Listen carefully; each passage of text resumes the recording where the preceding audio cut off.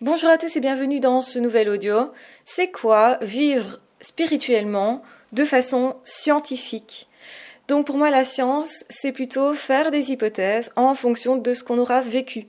Ça veut dire que c'est flexible, que ce n'est pas un dogme, qu'on n'impose pas un savoir. Ce que font les gourous souvent, c'est avoir soi-disant un savoir, le détenir, et se positionner comme la personne qui juge, la personne qui ordonne, la personne qui va vous dire quoi faire, comment être aussi, pour en fait respecter des valeurs communautaires, des croyances en réalité dites religieuses ou spirituelles. En réalité, la spiritualité, c'est autre chose, c'est quelque chose d'individuel qui va évoluer avec le vécu. Donc en fonction des hypothèses émises, on va valider ou non certaines hypothèses. Et puis en fonction des expériences, on peut remanier tout ça, revoir nos théories. Et potentiellement, on peut se dire que finalement, on s'est trompé quelque part et revoir nos théories, nos fondements. Donc c'est quelque chose d'extrêmement flexible qui est basé plus sur de la recherche, une recherche qui n'est pas purement scientifique puisque quand on parle de spiritualité, on fait intervenir aussi ce qu'on ressent et donc finalement une forme de perception qui ne sera pas celle du voisin forcément. Donc, c'est-à-dire que je pense qu'on ne perçoit qu'une partie du monde, et une partie d'ailleurs aussi du monde spirituel. Il n'y a qu'une partie qui nous est accessible, et donc pour moi, il n'y a pas de dogme au niveau spirituel.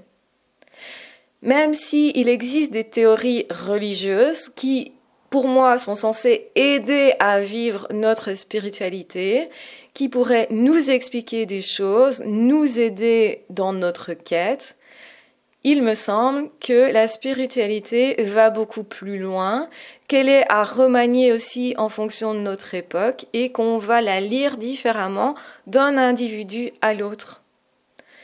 Donc je ne suis pas du tout contre les religions, bien entendu, mais je suis plutôt pour l'expérimentation scientifique, spirituelle. Quand je dis scientifique, je dis que la démarche est scientifique, mais bien entendu, la matière sur laquelle on travaille, ce ne sont pas des sciences exactes.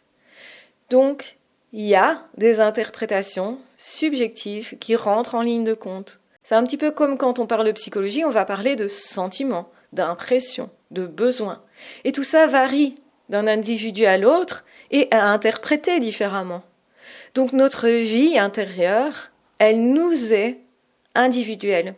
Et c'est pour ça que je trouve intéressant d'amener chacun à réfléchir à sa manière, en fonction de ses valeurs, en fonction de ses connaissances aussi, de là où nous en sommes, mais qu'à aucun moment nous ne pouvons juger les croyances d'une autre personne, ou ce qu'a vécu une autre personne, ou ce que cette personne dit avoir vécu.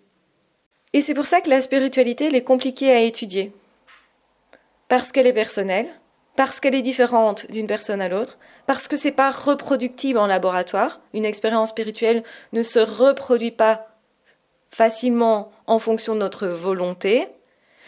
C'est aussi difficile à partager. On peut par exemple avoir des expériences spirituelles, mais est-ce que c'est tellement communicable? Généralement, il y a une difficulté de dire les choses, de l'expliquer avec précision. Il y a une recherche de mots à ce niveau-là, ce qui montre bien que entre ce qu'on en dit et ce qu'on a vécu, il y a forcément une différence. C'est forcément une traduction, et une traduction qui n'est pas simple. Donc la spiritualité, c'est quelque chose de super intéressant. Je pense qu'on ne peut pas vivre sans être spirituel, que la vie elle-même est spiritualité. Et que donc les personnes qui vont vous dire « je ne suis pas du tout spirituel », pour moi c'est faux. On cherche tous quelque part le sens de la vie. On cherche tous en tout cas à avoir un sens dans nos actions, à travers nos actions. Sinon, comment avoir une motivation? Si nous sommes motivés à faire quelque chose, il me semble que c'est parce qu'il y a une raison. Et que cette raison, elle est forcément spirituelle. On peut dire, oui, je fais les choses pour mes enfants, mais donc forcément, c'est spirituel. On est en train de transmettre, c'est parce qu'on croit à ça, donc il y a quand même une croyance. La croyance que, effectivement, après nous, il y a une autre génération qui va faire quelque chose de chouette de tout ça. Si on ne croyait pas à ça, on ne mettrait pas autant de force, justement, à partager tout ça. La spiritualité, pour moi, c'est un partage. Elle est donc unique en fonction de chaque individu qui lui-même est unique. Il y a des points communs, effectivement, entre différentes personnes. On peut retrouver des similitudes et ça peut nous aider du coup aussi à vivre mieux nos expériences, à mieux les décoder, à mieux les intégrer, à mieux parfois aussi faire des deuils, que ce soit le deuil d'une personne qu'on aimait, que ce soit le deuil d'une partie de sa vie, de conditions de vie, d'un travail, d'une relation. Faire nos deuils, c'est quelque chose de super important. Et on ne peut pas faire un deuil sans parler de spiritualité parce que pour moi, on met du sens sur notre deuil. Et justement, plus notre deuil est spirituel, a du sens pour nous, et plus notre deuil est bien fait et nous permet justement de rebondir et de vivre heureux, de vivre plus heureux qu'avant. Donc pour moi, la spiritualité et la psychologie sont vraiment intimement liées. Le développement personnel, c'est se développer aussi spirituellement.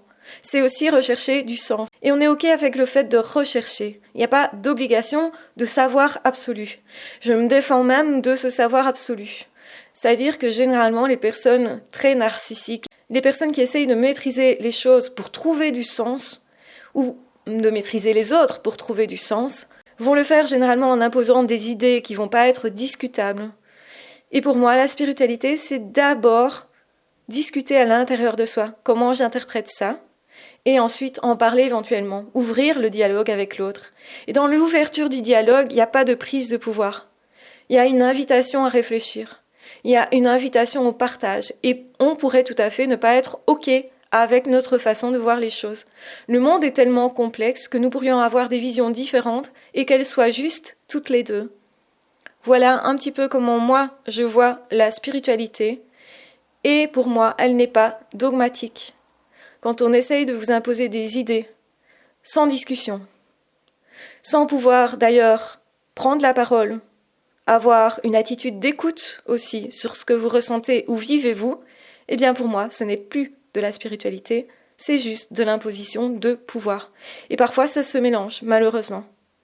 Et ça donne, du coup, des résultats qui sont pas très sympas.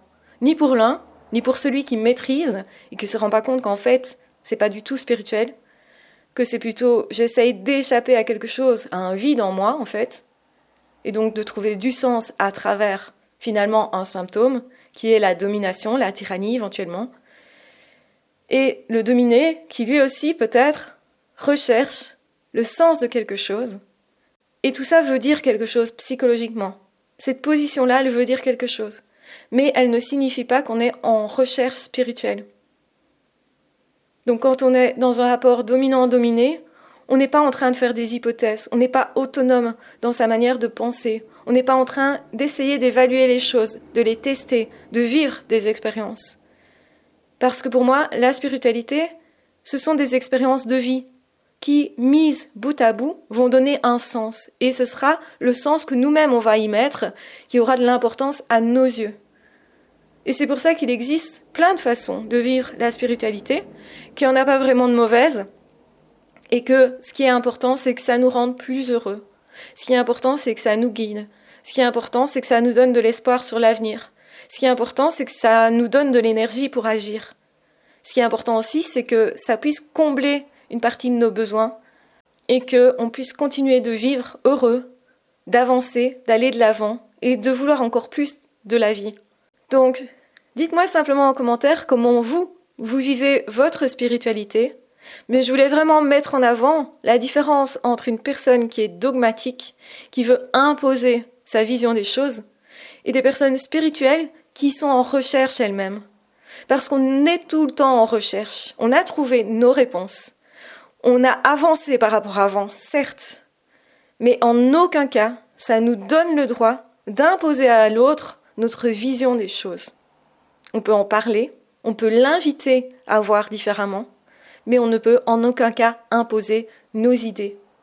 Nos idées sont bonnes pour nous, certes, elles nous parlent à nous, mais il est important de regarder si elles parleront à l'autre en fonction de sa vie à lui et de ses expériences à lui.